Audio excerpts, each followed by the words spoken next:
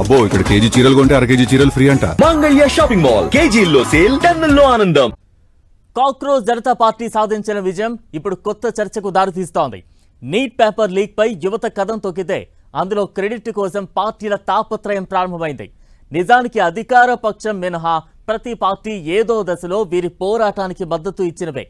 అందుకే తమ మద్దతు ఉంది కాబట్టే ఈ విజయంలో భాగస్వామ్యం మాకు ఉందని కొన్ని పార్టీలు పరోక్షంగా ప్రచారం చేసుకుంటున్నాయి.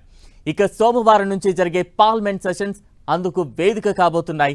పార్టీల ప్రమేయం లేకుండా నడిచిన ఓ ఉద్యమానికి కేంద్ర మంత్రి రాజీనామా చేయడం గత 12 ఏళ్లలో ఇదే తొలిసారి.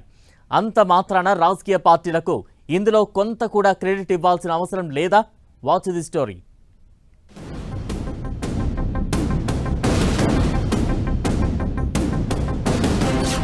ఓ అంకం ముగిసింది.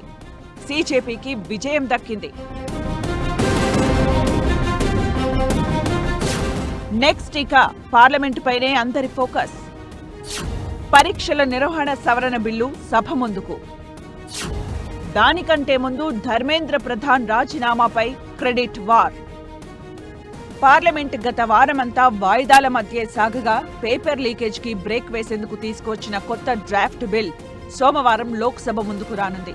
అయితే దానికంటే ముందు కాక్రోచ్ జనతా పార్టీ ఆధ్వర్యంలో జంతర్ మంతర్ దగ్గర సాగిన ధర్నా, ధర్మేంద్ర ప్రధాన్ రాజీనామా వ్యవహారంలో పొలిటికల్ మైలేజ్ కోసం తాపత్రయం కనిపిస్తోంది. సీజేపీ ధర్నా చేస్తున్నప్పుడే చాలా రాజకీయ పక్షాలు ఈ ఆరాటం ప్రదర్శించాయి. ఎన్ని విమర్శలు, ఆరోపణలు ఎదురైనా వెనక్కి తగ్గని యువతే ఈ ఫలితానికి ప్రధాన భాగం కాగా, ప్రధాన ప్రతిపక్షంగా కాంగ్రెస్ కూడా తమ మద్దతుతోనే ఇది సాధ్యపడిందనే వాదన బయలుదేరింది. నిజానికి రాహుల్ గాంధీ తన రాజకీయ జీవితంలో ఎన్నడూ లేనంత అగ్రెసివ్నెస్ ఇక్కడ ప్రదర్శించారు. ప్రధానమంత్రి రాజీనామాని డిమాండ్ చేసిన ధర్మేంద్ర ప్రధాన్ రాజీనామాతో కాంగ్రెస్ లో కొత్త ఉత్సాహం కనిపిస్తోంది. ఇదే క్రమంలో ఆ ఊపు తగ్గకుండా విద్యార్థులపై లాఠీలతో విరుచుకుపడమని ఎవరు ఆదేశించారంటూ రాహుల్ ప్రశ్నించడం అందులో భాగంగానే చూడాలి. సోమవారం పార్లమెంట్లో కాంగ్రెస్ ఇదే అంశంపై ప్రశ్నించే అవకాశం ఉంది.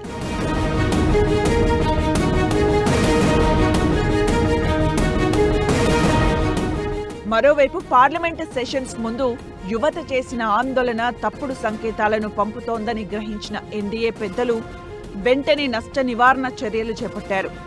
మంత్రి వైదొలిగారు. దానికి ముందు ప్రధాని మోదీ వీడియో సందేశం, ఆ తర్వాత సోనం వాంగ్చుక్ దీక్ష విరమించడంతోనే ఆందోళన విరమించడానికి కేంద్రం అన్ని చర్యలు తీసుకుంటుందనే సంకేతాలు ఇచ్చాయి. ప్రజలు, ముఖ్యంగా యువత ఆందోళనని తాము పరిగణిస్తున్నట్లు ఎన్డీఏ ఈ చర్య ద్వారా చెప్పింది. ఆ మేరకు ప్రజల వాణి అర్థం చేసుకునే అధికార పక్షంగా బీజేపీ చెప్పుకునే అవకాశం కూడా తీసుకుంది. సభలో ఈ మేరకు కేంద్ర మంత్రుల చర్చలు సాగనున్నాయి. ఇక పంజాబ్ ఎన్నికల నేపథ్యంలో ఆమ్ ఆద్మీ అవసరానికి మించిన ఆత్రం ప్రదర్శించిందనే వాదన బయలుదేరింది. తాము కాక్రోచ్ జనతా ఆందోళనకి మద్దతు ఇవ్వడం కంటే రాహుల్ గాంధీ మద్దతు ఇవ్వడాన్ని ఆమ్ ఆద్మీ జీర్ణించుకోలేకపోయినట్లు కనిపించింది. అందుకే కాంగ్రెస్ వెనక బీజేపీ ఉందంటూ ఆరోపణలకు దిగింది. చివరకు సీజేపీ చేసిన ప్రతి డిమాండ్ నెరవేరడంతో ఆమ్ ఆద్మీ ఇప్పుడు తన మాటలు వెనక్కి తీసుకోలేని పరిస్థితి. మరోవైపు పంజాబ్లోని పేపర్ లీకేజ్ పై బీజేపీ ఇప్పటికే ఆమ్ ఆద్మీపై విమర్శలకు దిగడమే ఇందుకు నిదర్శనం. ఇక సమాజ్వాదీ పార్టీ సహా మిగిలిన పక్షాలు కూడా యువత ఆందోళనకి బేషరతుగా మద్దతు ప్రకటించిన నేపథ్యంలో తర్వాత జరిగే అసెంబ్లీ ఎన్నికల్లో తాము యువతకి సపోర్టుగా నిలిచిన వైనాన్ని వాడుకోనున్నాయి.